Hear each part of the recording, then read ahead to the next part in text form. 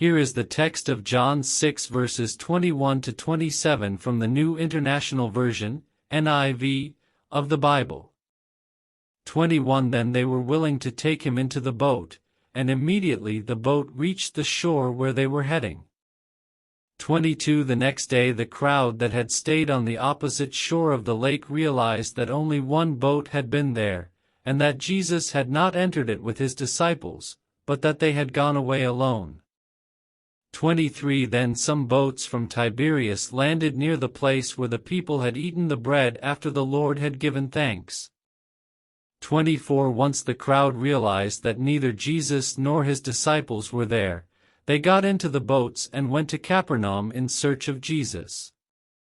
25 When they found him on the other side of the lake, they asked him, "Rabbi, when did you get here?"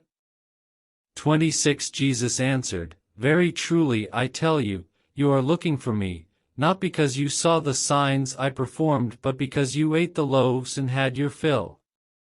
27 Do not work for food that spoils, but for food that endures to eternal life, which the Son of Man will give you.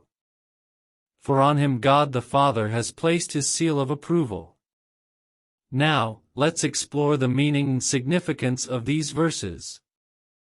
In this passage, we find Jesus and his disciples on the Sea of Galilee. The previous events include Jesus feeding the 5,000 with just 5 barley loaves and 2 fish. After this miraculous feeding, Jesus withdrew to a mountainside, and the disciples set sail across the sea in a boat. Meanwhile, the crowd that had been miraculously fed realized that Jesus and his disciples had left, so they went in search of him. When the crowd eventually finds Jesus, they ask him when he arrived on the other side of the lake. In his response, Jesus cuts to the heart of their motivation for seeking him. He tells them that they are not seeking him because they recognize the signs he performed, but rather because they were fed and satisfied with physical food. Jesus uses this opportunity to teach them a deeper lesson. He instructs them not to work solely for perishable food that provides temporary satisfaction but to strive for food that endures to eternal life. Here, Jesus is referring to spiritual nourishment and the significance of focusing on the things of eternal value.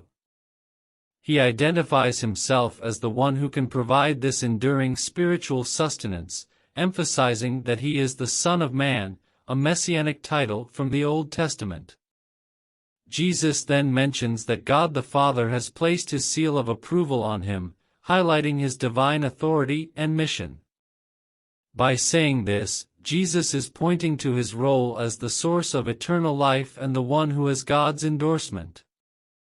In summary, this passage teaches us not to seek Jesus merely for material benefits or temporary satisfaction. Instead, we are called to seek a deeper relationship with him, recognizing that he offers us spiritual nourishment that leads to eternal life.